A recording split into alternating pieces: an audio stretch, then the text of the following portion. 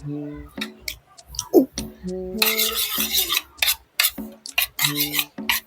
tinapay, Nay?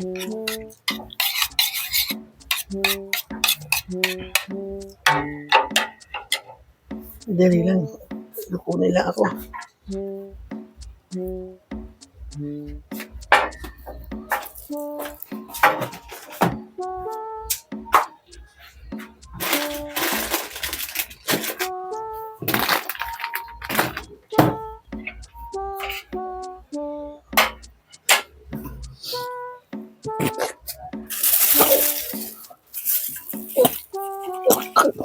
Oh, Nay! ano Nay! yan? Ano ba yan? Pilaman mo? Ang bihira to ah. Ano ba yan? Ba't ganyan lasa? Bakit? Ha? Hindi naman. Bro, ang bihira talaga ito sila, no? Akala siguro pagka hindi mo na nagtatanong. Lotion yan. Lotion yan! Eh bakit nandiyan sa plato tapos hinahalo-halo mo Ako pala ng gano'n? aloe vera para pang pakinis ng ano. Minsan kulumot na nga ang... Hinaluan mo na ng aloe vera? Hinalawa ko ng aloe vera. Ay maniwala, ito kayo mga sobra, oh. Oh, Sa pangit ang lapad gano'n. ito kayo mga sobra, oh. Oh, Ba't hindi Nilagyan masyado ko ng amoy isang lotion? ano. Ba't hindi amoy lotion to? oh, may lotion yan. Nilagyan ko ng isang ganito. Sabi ko sandali, kukunin ako. Inipakan mo na. Eh bakit naghahalo ka ng, ng aloe vera dyan sa lotion tsaka nilagay mo dyan sa plato? Bakit? Para saan yan? Kasi nga, nakita ko dun sa ano na, yung lotion, haluan mo ng aloe vera, pampakinis ng balat. Nakakaalas Hindi na naman nakita yan. Nagkalkal ako sa TikTok eh. Kaka-tiktok mo yan eh. Kasi itong mga kulubot na ito, maging gano'n oh, mawawala ang kulubot dahil din sa, ano na yan, lotion na yan ang lagyan ko ng aloe vera. Alam mo na, ba't kinain mo? Eh, akala ko anong mayonnaise eh. Yung kinakain ko walang palaman eh. Hindi ka wala nagtanong kung ano ito, Nay. Sabi ko, sandali lang, may kukunin lang ako doon. Ang bihira to ah. Para kasing mayonnaise eh. O hindi mo wala inamoy. Eh, hindi ko nga maamoy eh. Hindi maamoy lotion eh. Hindi, sarap ng lotion na, masarap ba? Oh. Ba't kasi hindi maamoy nangangamoy lotion? Di ba mabango dapat yan? Hindi, ganito lang may halo ng aloe vera. Hindi piliga ko na kanina dito sa ano eh. O ngayon, igaganong ko ito. Ang pag-asa. O di ba, igaganon mo yan sa mga ganon mo nangungulubot. Igaganon mo lang, yan. Di ba ang bango? Bango ba? Bango daw. Hindi masyadong maamoy eh.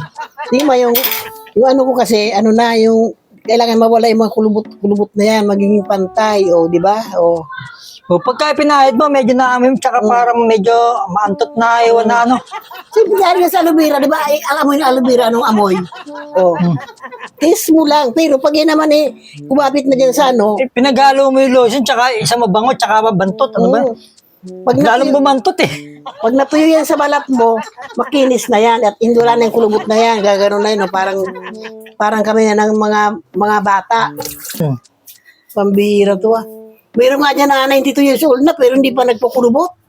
Meron nga ako nakita eh, nagpabanat. Nung bumanat, lalo naging mukhang aswang. Kaya mo, pag ito natuyo yan, makita mo, nanay, ang ganda na ng ano mo, nawala yung mga kulubot dyan, O, di ba? Kaya kung babaya ka sa katawan mo, sa mukha mo, sa mga kamay mo, talagang, Talagang naman ang balat ko ah. Sabi ko ano. siyempre, wala ka pa 60 eh. Nagagawa ito yung mga ganitong edad namin, mga 60 na pataas, kasi yung mga ano namin nagbabago. O ngayon, kung pabayaan namin ang aming mga sarili, di ano mangyari sa amin? Para na kaming mga kulubot na mga ano.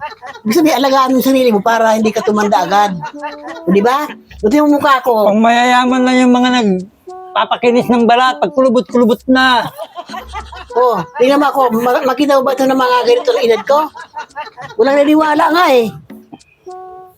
Kasi, inaalagaan ko yung mukha ko ng ano. Ilan taon na kayo, Nay? Ha? Ilan taon na kayo?